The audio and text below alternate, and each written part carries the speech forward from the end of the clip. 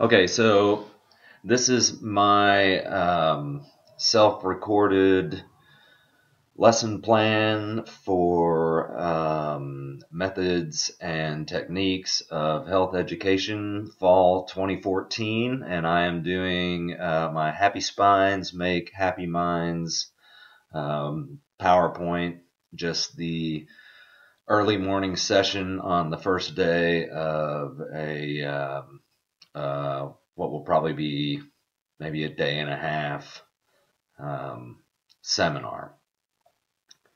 So, welcome everyone to this Happy Spines Make Happy Minds seminar. I want to thank you, and I want to thank your employers, your employer for having me here. And I think it's very important, and I think you'll understand as we go throughout the session how important it is to have happy spines and why that relates to happy minds. So the first thing I want to do is I want to have kind of an icebreaker.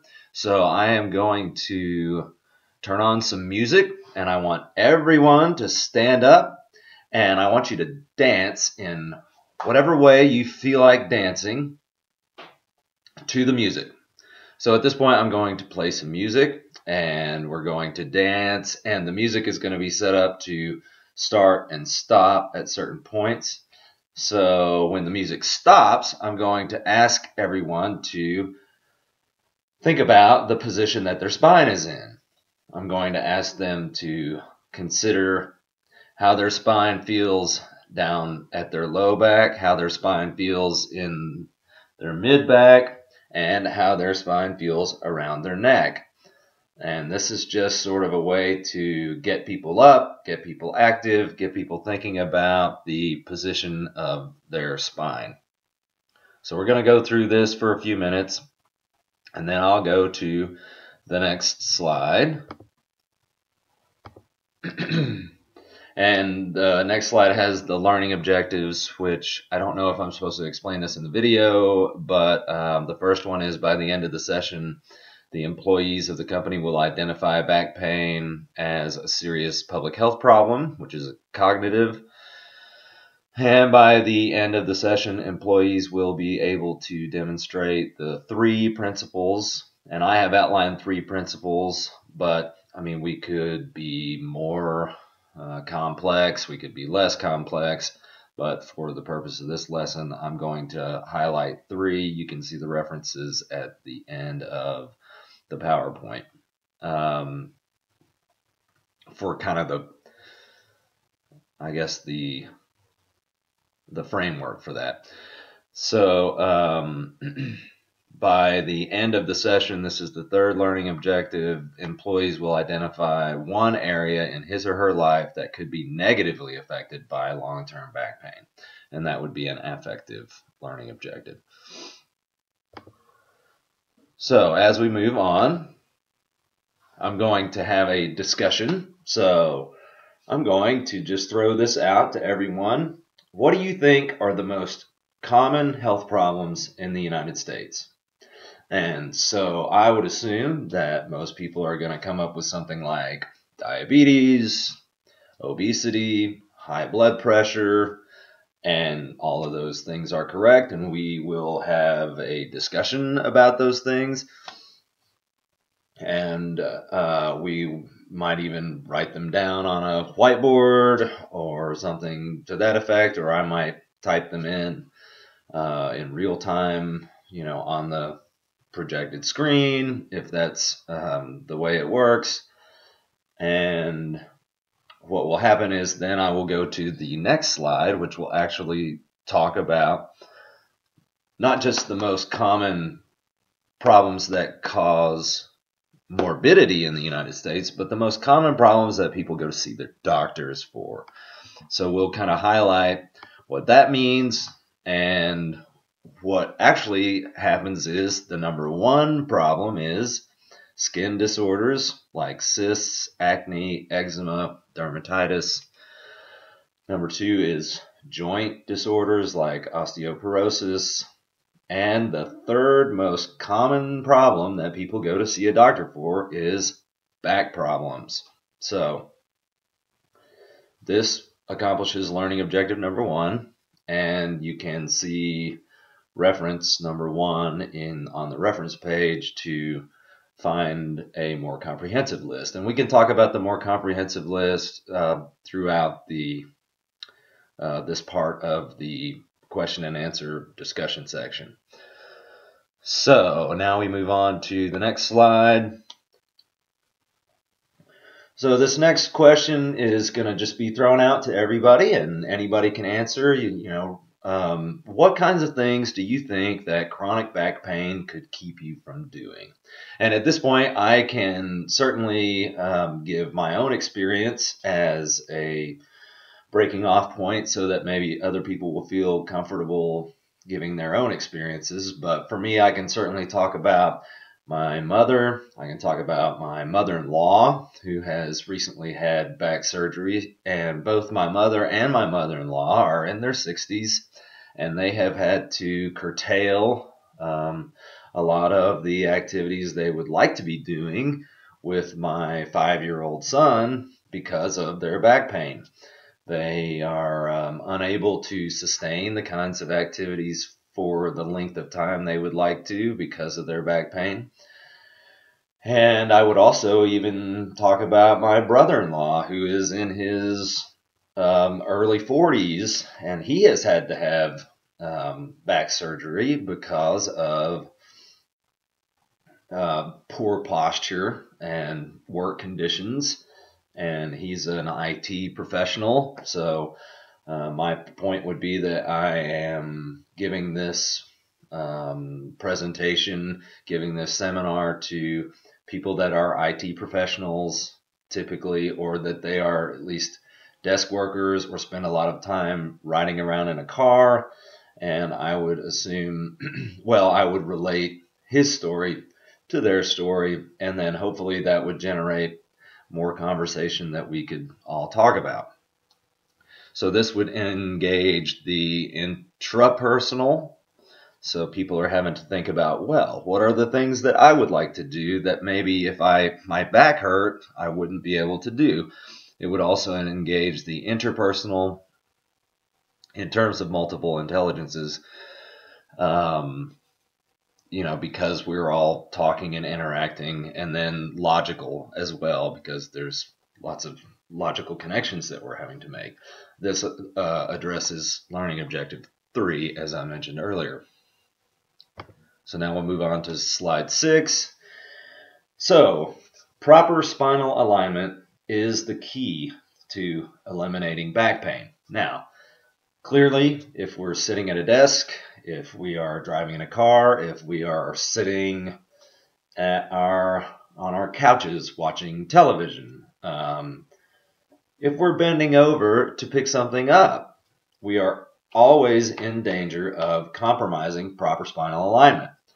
So, what do you think constitutes proper spinal alignment? Well, slide 7 asks that very question.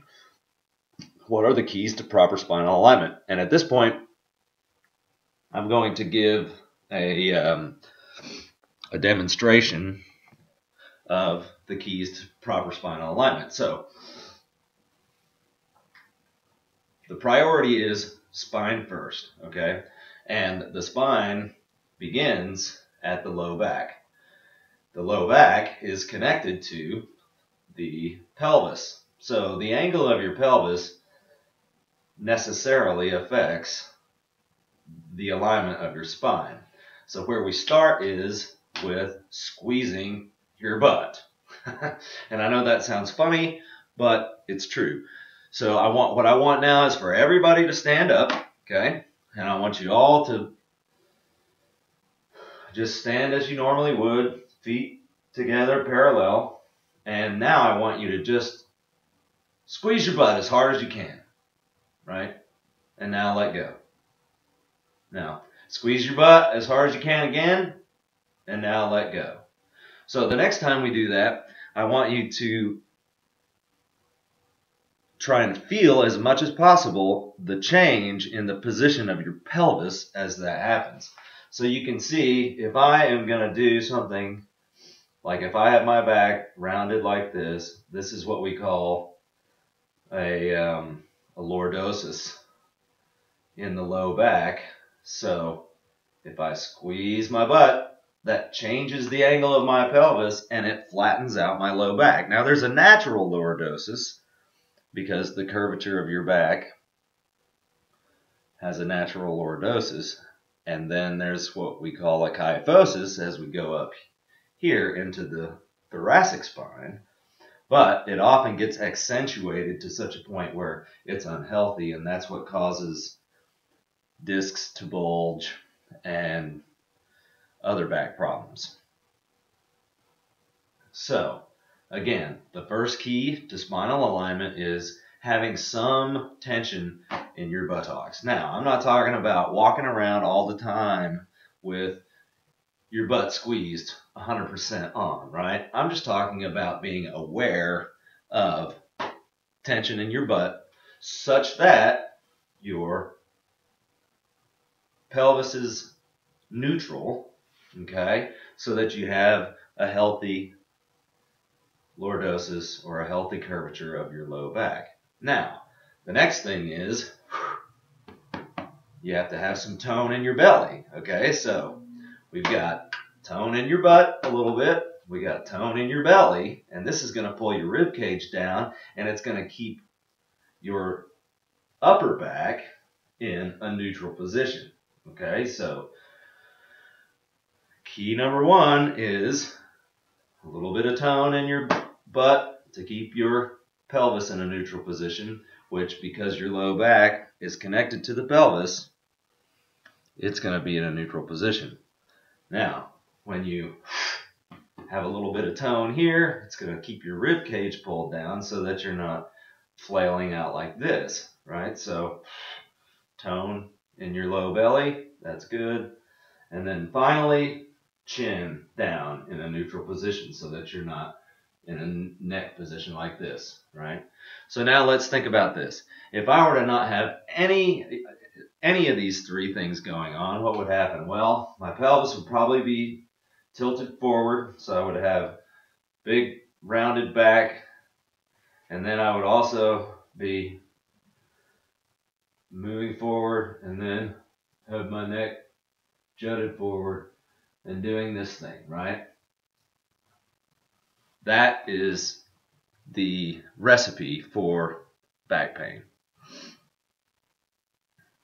So the three keys to proper spinal alignment are a little bit of tone in the buttock, a little bit of tone in the belly to bring the rib cage down, and then neutral chin.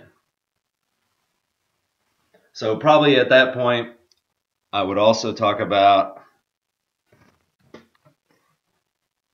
some other situations, say if you're actually sitting at your desk, if you're sitting at your car, turn elbows out because of torque. Torque is another thing that you can see in the reference number 3. And so I would talk about that a little bit. We might go through a situation where you're sitting at your desk with your cell phone in your hand, for example, and how proper spinal alignment might be facilitated by turning your shoulders out and working this way instead of being hunched over. So that's slide number 7.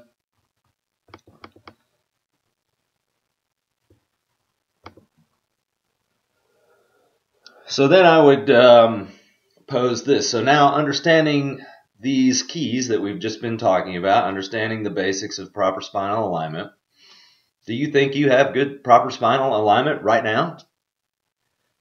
And why or why not? And so I would try to engage this discussion. This would be intrapersonal and interpersonal, because the audience would have to be examining their own bodies, and then they would also have to be engaging in conversation with me and also with the rest of the audience. And then I would have a group activity, and this group activity would be a group teaching activity. So um, we would count off, and people would be divided up into groups based on a numbering technique, and then each group would be asked to demonstrate to each other um, the three techniques of spinal alignment, or the three keys to spinal alignment, which hits learning objective number 2. And then they would have to identify one thing that they think they are doing well and one thing that they think they are not doing well, and one thing that they think if the company or their employer were to do for them in terms of an incentive or something like that, that might make them more likely to pay attention to their spinal alignment. So this would be the group activity. We'd spend 15 or 20 minutes doing this and then get back together, and each group would have to elect a leader, and there would be flip charts, and we would discuss these things. So that could take up to half an hour, perhaps maybe 20 minutes, I'm guessing. And then once that's done, we are going to kind of just have a facilitated discussion about that. And then I would do the 1-minute paper activity. So I would basically throw it out to everybody, say, hey, listen, we're going to pass out some paper and some writing utensils, and everybody is going to write down one thing that you learned about today, and one thing that you wish you could have heard more about in this session. And then I would use that as a jumping off point for the next session after the mid-morning break in order to make sure that I have hit all my points. So that's it. And thank you very much. I've enjoyed the semester.